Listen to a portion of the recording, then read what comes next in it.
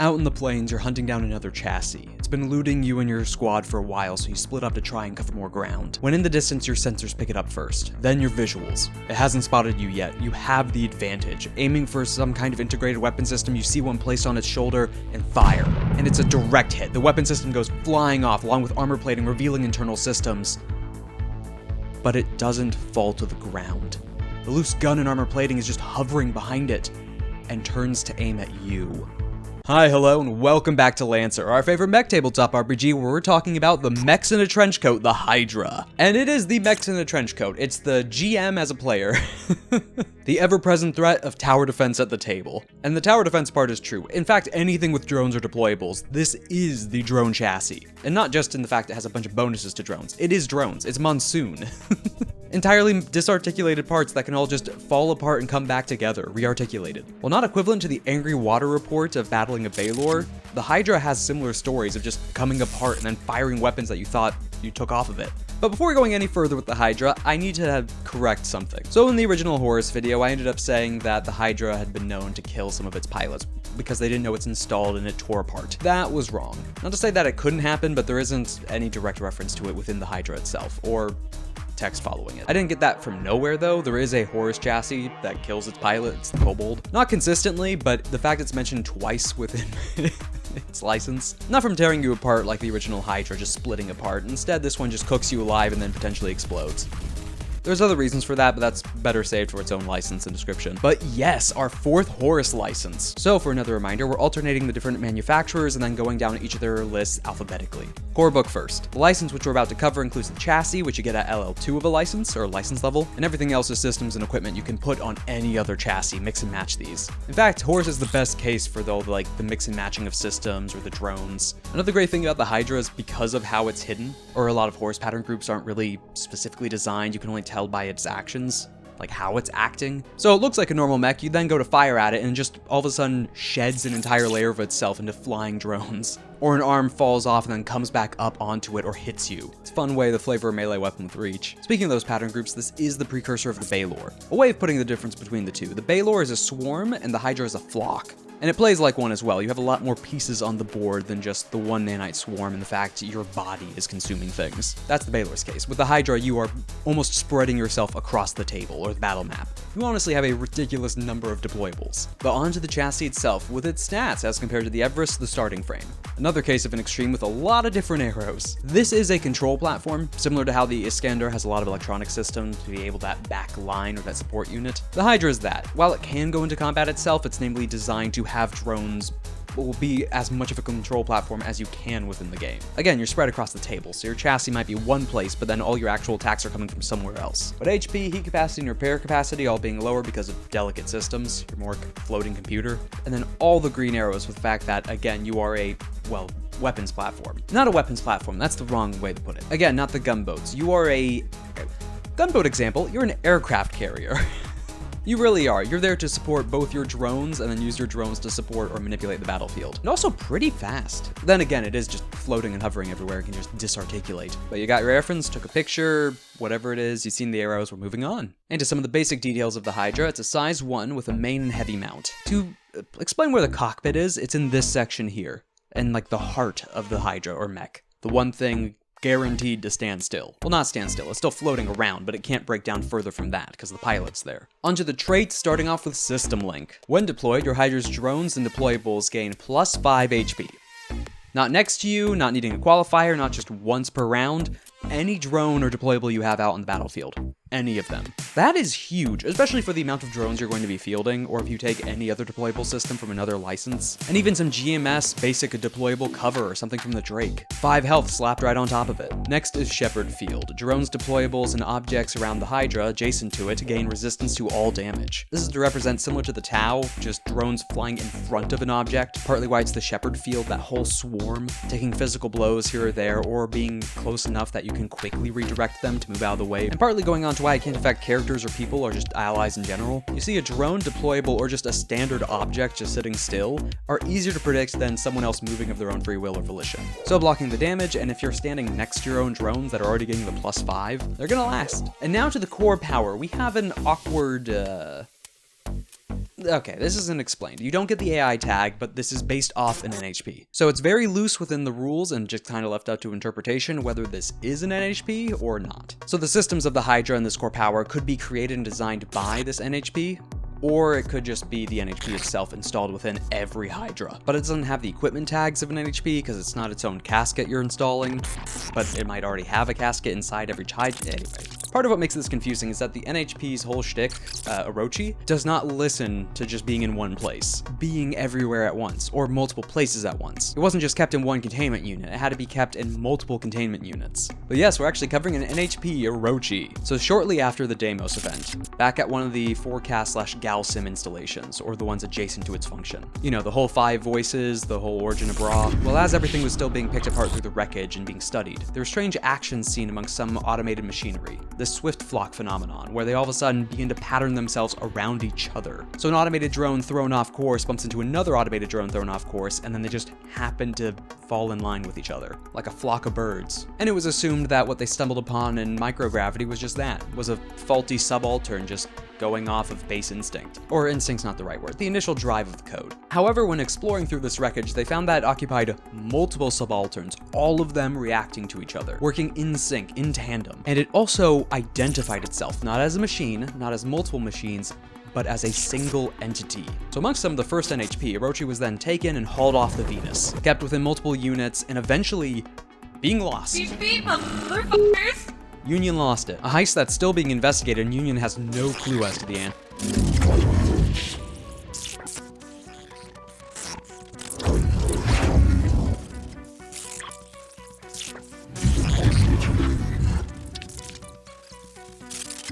But those were the details on Orochi that we have. We don't actually have any specific personality, any kind of descriptor on how it acts. Because again, this is where it gets weird on, is this actually an NHP installed or is it based off of one? But I mean, your entire mech is functioning similar to how its original units did. But in any case, your core power is based off of it, with the Orochi disarticulation. So with this, you have a passive and active, and this passive is a drone that is always accompanying you. You have a list of 4 different options that you can have deployed whenever you rest or make a full repair. It shares your evasion, E-defense, and speed. And as long as it's within sensors, you can recall it as quick action, and as another quick action, you can redeploy it to anywhere within sensors. Not limited by speed, just anywhere within sensors. Additionally, while resting or doing a full repair, your drones instantly heal to full HP or are repaired if they were destroyed. Before going to the active, the different flavors of drone, which, by the way, again, you have one of these almost always up.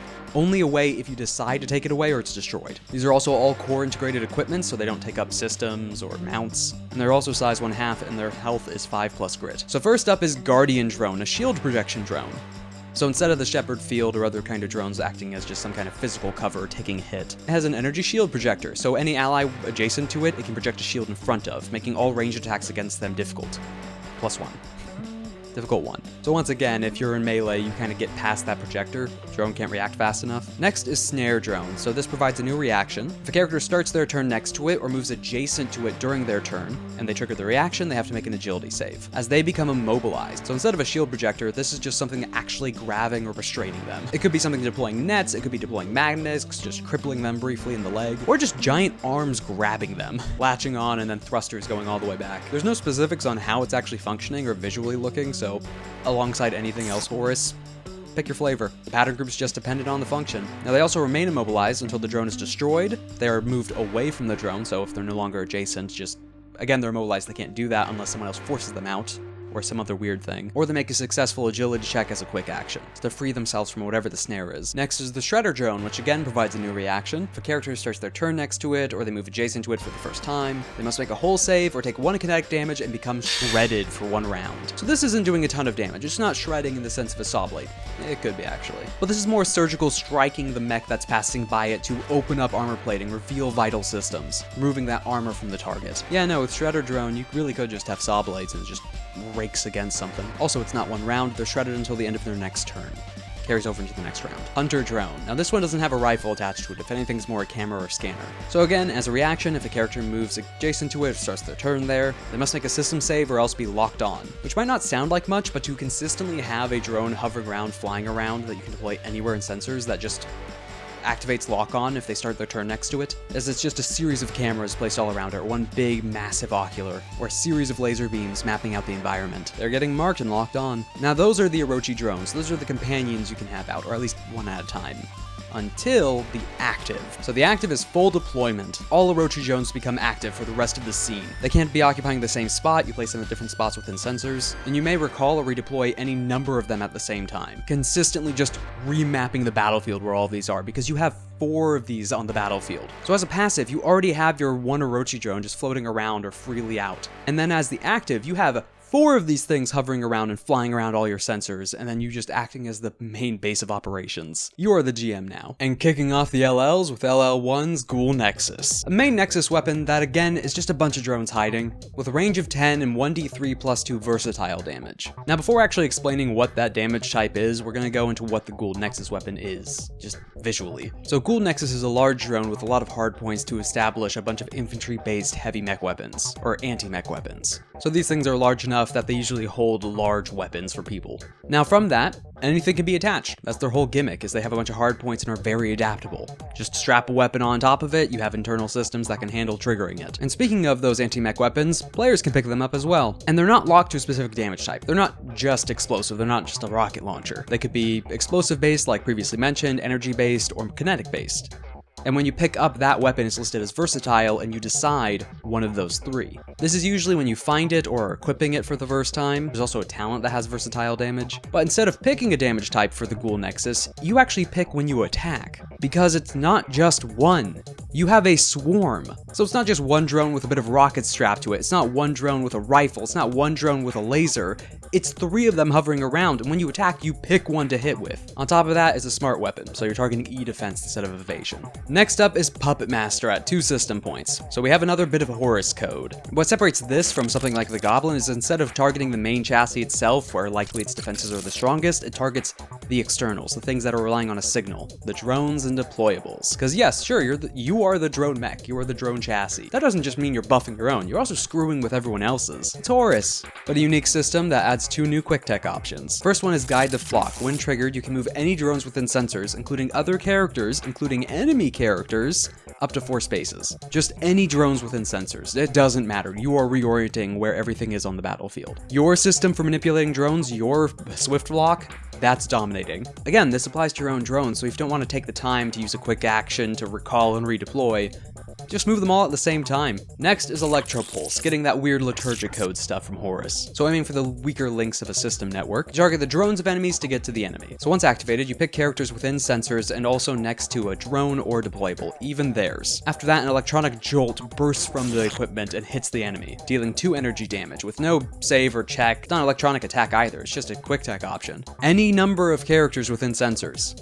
So if an enemy is also using a ton of drones and deployables, they've made their own minefield. And they don't even need to trigger it, you just need to use a quick tech. Just turn every drone into a Tesla coil. Kicking off LL2, we have the Gas Nexus, a heavy Nexus weapon, with a range of 10 and dealing 1d6 plus 3 explosive damage. However, this isn't just a weapon.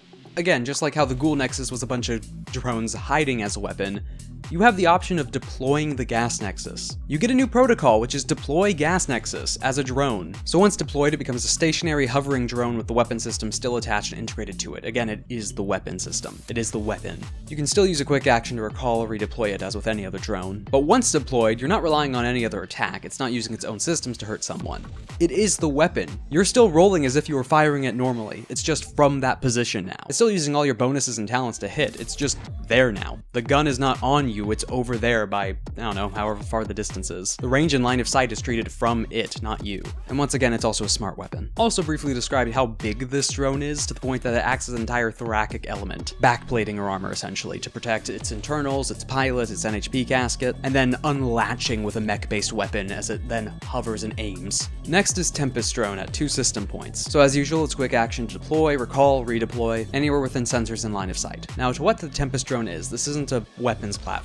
It's dealing damage, but it's very Horus. This is an armored signals platform. Armored plating radar dish, strange OmniNet antenna rigged up and then deployed, or just a screen with some kind of mimetic image on the base of it. But to some of the mechanics of what it does, if a character starts their turn next to it or moves adjacent to it, for the first time on their turn, the usual, they must make a hull save. If they fail, they take 4 energy damage and are moved back 3 spaces, or can be moved back 3 spaces with knockback, directly away from the drone as it blasts their systems with an adversive mimetic, affecting both systems and NHP with a strong subjective override, having them have some kind of aversion to places, ideas, subjects, areas. It just makes the computer not want to be near it. In the case of NHP, having them recoil from it. And the armor wasn't just a flavor text thing, it is resistant to all damage. Kicking off LL3, we have another weapon, the Annihilation Nexus, a super heavy Nexus weapon, which is burst 2 and does 1d6 plus 3 energy damage. So this super heavy has a lot of different quirks to it. So as to what this is, we're getting into nanites proper. As to quote part of the description for the Nexus, it is a storm of bladed death. As a bunch of nanites formed into very thin mandibles fire out from the Annihilation Nexus in all directions, immediately twisting and shredding and then going back to its nexus, or a fire and forget. Firing these nanite filament strands so fast and so sharp that it cuts on the molecular level. And then a fun part of it, it's described that when the system is actually firing, it looks like a storm of tinsel. Because again, not a single target, it's a burst. But after you attack once with this weapon, on the next turn, you can attack with it as protocol. You don't have to use another action. This protocol is a part of the first attack on the previous turn. The protocol attack as well can't trigger bonus damage or trigger additional secondary attacks. Additionally, whenever you attack with this weapon, not just the protocol one, just any attack with it, the burst can be targeted on you, so firing out from the chassis itself, or any of your drones within sensors. Nowhere on the battlefield is safe. On top of that, again, drone nanite system, it's smart and armor piercing to reflect the molecular cutting. But if you take together the numerous amount of drones that you have on hand, the fact you can get one of these as a protocol as well, so not taking up 2 full turns back to back, you can have so many potential areas you can hit someone with. Because that's it, that's the main kicker with the Annihilation Nexus. It's the fact it can go from you or any of your drones. The whole map. And lastly is the Assassin Drone, which can be deployed to any free adjacent space for 2 system points. The usual quick action deploy, recall, redeploy, though it doesn't automatically function. Once you deploy it, you pick a blast 2 area within sensors and line of sight of the drone. And briefly to describe the Assassin Drone, this is meant to be a standby turret. It's waiting for its target to line up, to walk within its guarded area where it stands sentinel. And after you deploy it to guard, you gain the reaction Area Denial. And the key thing with this reaction, it can be used any number of times within a round. This is any time and any moves within that space. If you have a reaction left, you can use it. When a character starts their turn in that area or moves into the space for the first time on their turn, the usual with a lot of the other drones, and once the reaction triggers instead of a save, you end up rolling for the drone to attack, plus your grit. And if it hits, it does 3 kinetic damage. A nice bit of additional damage that you can have on the battlefield, especially if you have a choke point, or a specific area of the map or mission that you're trying to protect, because this can trigger any number of times during a round. It's just if you have the one reaction during that turn. The Assassin Drone isn't actually like a sniper meant to take something out. Though again, if this is hitting a regular ground pound trooper, that's 3 kinetic damage. That's that's bad. But to defend those choke points, to have people move around it, or just waiting in ambush for an already vulnerable enemy to be walking past it. But with that, we're also going to count how many things are drones or technically drones. So for this case, we are going to count the Nexus weapons. So that's already 3. Ghoul, Ghast, Annihilation. Then we have Tempest and Assassin. That's every system except for the code systems. That's the quick tech systems. Everything else you get in this license is a drone in some manner. Everything else, including the chassis. Because this was the Hydra. It is drones. It's drones in a trench coat pretending to be a mech. It's one of the more mundane tears of Horus, because there's a lot of strange things under Horus, especially when it gets to the code or messing around with reality-altering things, paracausal tech and NHPs. But the Hydra is something that's very close to modern tech in the fact of drone swarms. Things acting way too in sync with each other, or outmaneuvering a single entity because it's 5 or 10. And even in the game, you are not playing one person. I mean, yes you are, but you have things with additional stat blocks, additional health, leaving reactions, areas of effect. It was a light joke at the start, but yeah, you're threatening to be the GM. You're threatening tower defense. Whenever you're worried about numbers or its rough even match, the Hydra is not an even match. You're playing multiple things. Battlefield control, not through just being able to target anyone in sensors or hacking them or disabling them, placing down mines. It's controlling just by having presence across the entire board, across the map, across the town and game. This is a Horus horror closer to home, closer to now, and only cranked up to 11 as everything is with Horus. Because you could have sworn you just disabled that weapon. There's no way it just hit you. There's no way it just shot at you. There's not enough room for ammo to hold back the recoil, the amount of VTOL on that thing. Another shot just came from a ridge behind you, but it was just the one mech chassis. There was only signs of one signature. Another shot to the right. Another shot from behind, a strange signal taking over everything. Your mech chassis moving against your own will, all of a sudden toppling over. And as your sensors are kicking back up, visuals come back online, you are surrounded by one pilot.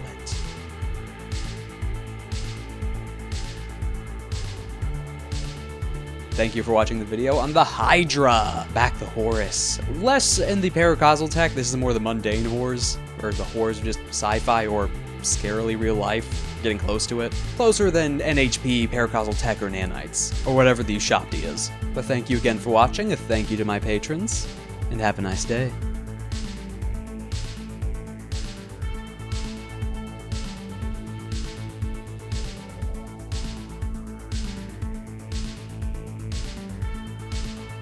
But it's becoming increasingly obvious. I can deny it no longer. I am small.